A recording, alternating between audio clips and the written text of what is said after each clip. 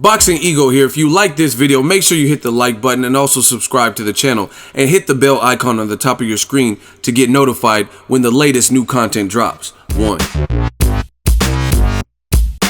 Man, you know, AB, Al Haymon boy, ain't bailing.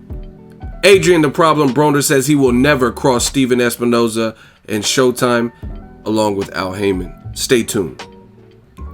What up, Fight World? It's your boy Ego, and I'm back with some more boxing. Make sure you smash the like button. Also subscribe to the channel for the latest and greatest in boxing if you want to become part of the gang.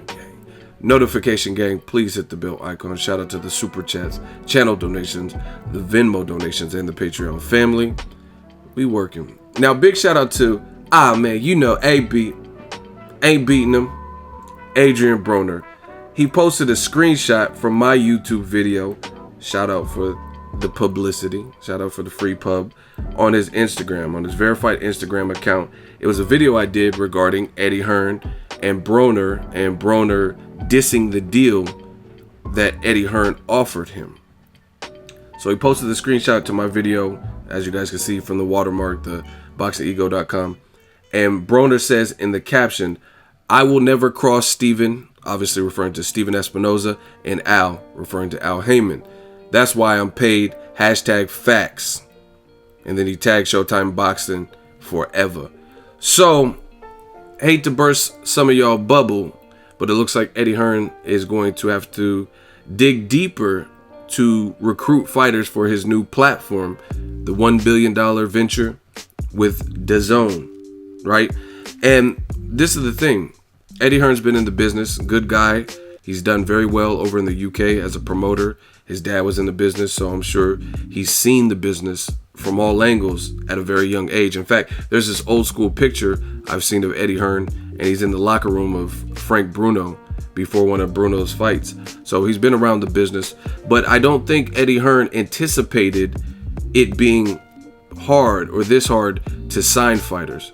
Now, I know of two fighters from the Al Haymon side, two that have been offered deals that have publicly or their people have rejected, right? One is obviously the most famous is Adrian Broner. And unless something changes or whatnot, he keeps saying that his loyalty is to Al Haymon and to Steven Espinoza and the Showtime Network, aka that means he likes how he's been taken care of, and that's why he's paid. He does believe in loyalty. Now, one thing I gotta say before I move on, Broner, that's one thing you have to give him a lot of credit for. Aside from the antics and the entertainment aspect and him being willing to fight whoever, whenever, he's already showed you that. If anyone denies that aspect about Broner, then they're clearly hating. The man will scrap with anybody. He fought Maidana, for God's sakes, in his second fight at the new division after coming from lightweight. You don't really see that. Imagine Lomachenko, right, moving from 135 to 147 and fighting Errol Spence Jr. You probably wouldn't see that. You know what I'm saying? So props to Broner for that. But also, one thing I noticed about Broner, he's a professional athlete, but he's also a street dude with certain street ethics and codes like loyalty. And I think he takes care of his people. He looks after his people. Like his boys, they're like family. Rasheed Warren, Robert Easter Jr. And no matter how big he got, he always tried to put them dudes on. Like he never really turned his back and like, oh, I'm in the limelight. They're not in the limelight. You know what I'm saying? And that's something I respect about Broner is, you know what I mean? He's willing to put his people on and help out in ways. And he always told you Easter was coming next. He always told you to check for Rasheed Warren, right?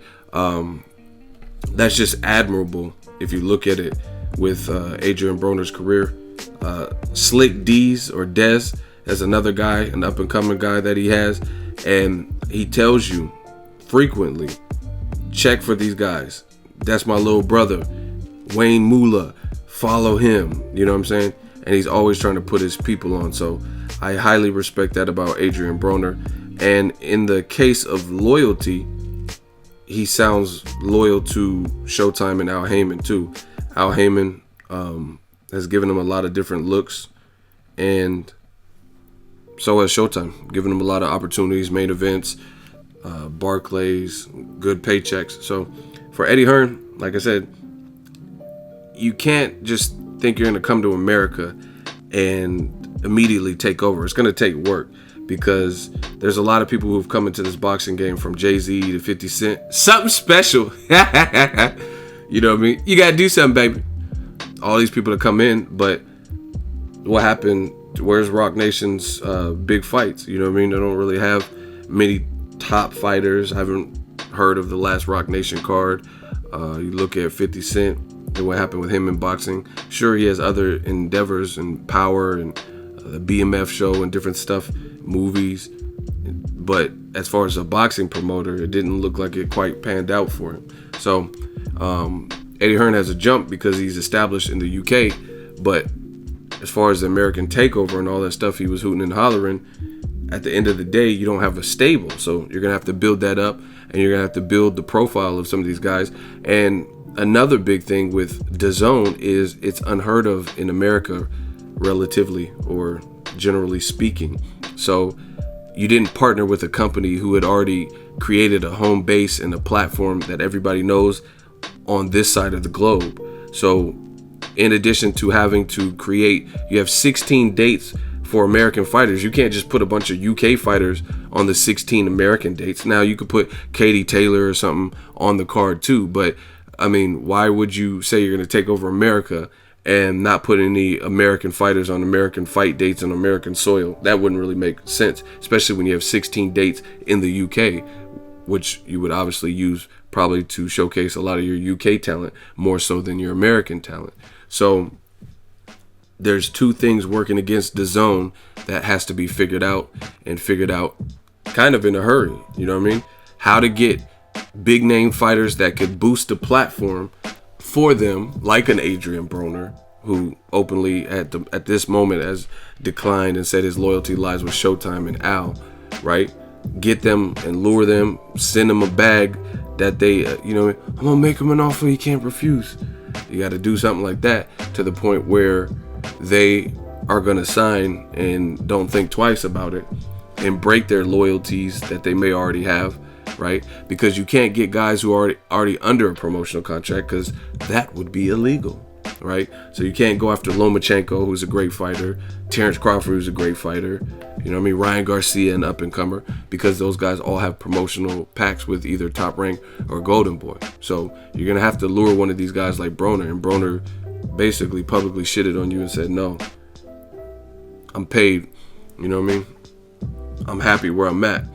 The other fighter is heavyweight Adam Kanowski, I think is how you pronounce, and it looks like he's going to re-up with the Al Haymon stable, PBC, and he was offered $1.5 million. So I don't know. It's going to be interesting. Eddie Hearn, he's claiming that a ton of fighters are in his inbox and hitting him up and blowing them up, trying to get deals. So I can't wait to see his next move, to see what fighters are on the platform, because for me, I can't pull the trigger and buy DAZN until I know what's going to be on there, until I see his schedule release. Just like Showtime, in January of this year, they released this monster schedule. They said, Broner's fighting Omar Figueroa, which obviously didn't happen because Figueroa got injured, but we still got a great fight out of it with Broner, Jesse Vargas. We had Jamal Charlo.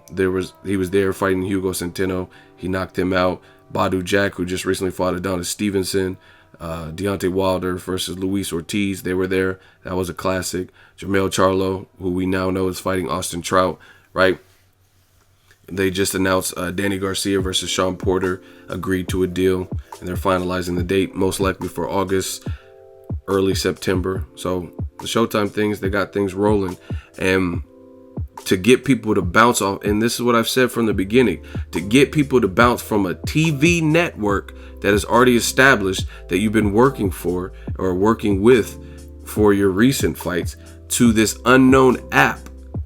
Maybe money is not the only thing, because with Showtime, there's a procedure that the Jamals, the Broners, the Spences, and the Abnamadas and Santa Cruzes, there's a process that they're already familiar with. They've already had their last few fights showcased on Showtime. They know Steven Espinoza. They know how it's going to go. They know when they walk out. You know what I'm saying? But there's a lot of unknown when it comes to DAZN. right? There's a lot we don't know. How is the streaming? What is the quality? Is it constantly buffering? If it's a really big fight, are they going to have gaps where the stream goes out or gives out? Are there any problems like that? Do people get billed twice on accident because of the billing department? You know what I mean? So these are the things Eddie Hearn has to consider. See, I think he thought, oh, once I tell him it's $1 billion deal, multi-year, all these fights, people are going to get juiced and just rush out and buy it. But again, he paired up with a company that hasn't established themselves in America, and he hasn't, in fact, established himself in America. He has Danny Jacobs, but Danny Jacobs has an HBO contract. So I don't see Danny Jacobs going over to DAZN to fight anytime soon until his HBO deal is done at least.